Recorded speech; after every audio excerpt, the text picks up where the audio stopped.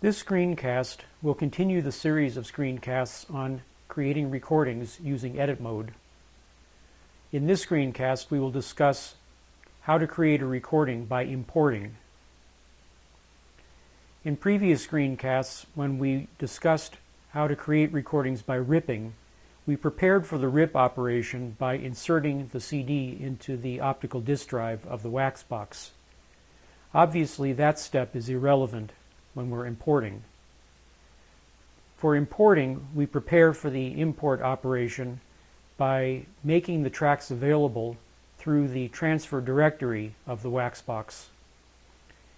You can access the transfer directory over your network from your desktop system, or you can make tracks available through that directory by connecting a portable media player, smartphone, or flash drive to one of the USB ports on the wax box. Having made tracks available through the transfer directory, the next step, as before, is to select the appropriate genre for the tracks that you plan to import. The next thing is to change to the file mode of edit. When you do, Wax presents you with a file browser which you use to navigate to the tracks that you just made available through the transfer directory. Here I'll click on the name of one of the folders which contains the tracks that I want to import, at which point Wax displays the list of tracks available in that folder. To import a track, you can select it, and to import multiple tracks, you can select all of the tracks that you want to import. Once you select at least one track, the import button becomes sensitive. Let's click it now. When you click the import button, Wax reads the ID3 tags in the tracks and uses the information that it finds to populate as many of the metadata fields as possible.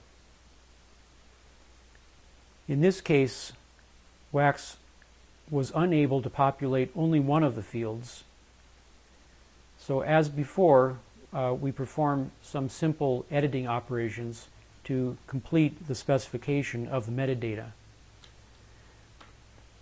Now for this particular show, the composer is the same as the lyricist, so I'm copying the name from the lyricist field to the composer field. In addition, it might be desirable to store additional information about the recording. For example, you might like to know who wrote the book. That information needs to be ferreted out of the liner notes and then typed in. I always like to store at least some of the members of the cast also. And I enter that information like this. I type the name of the performer first, and then I type the name of the character afterwards. If you want to store metadata for additional actors, use the Name Groups feature by clicking on the right arrow.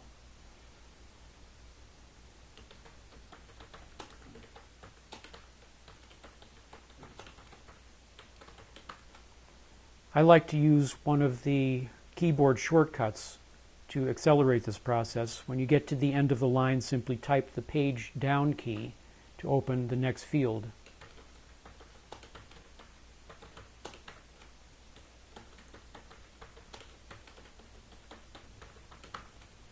And I'll stop there for now.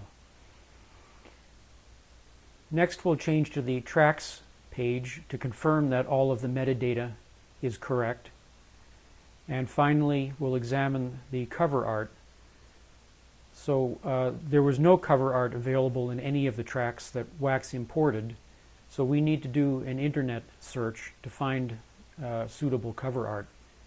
As usual, I will select the last item in the drop-down menu because it contains the most metadata, so it's most likely to find the appropriate recording. And sure enough, it found one recording, and it's exactly the right one. So at this point, we have cover art, we have all of the tracks, and we have the work metadata. So we can go ahead and save this to create the recording. Let's confirm that the recording is there now by switching to select mode. Wax has, as it usually does, selected the recording that we just saved. And we can double click on it to switch to play mode, where we can see the long form for all of the metadata and also the secondary metadata, which is not displayed in select mode. Everything looks fine, so we have completed the import operation.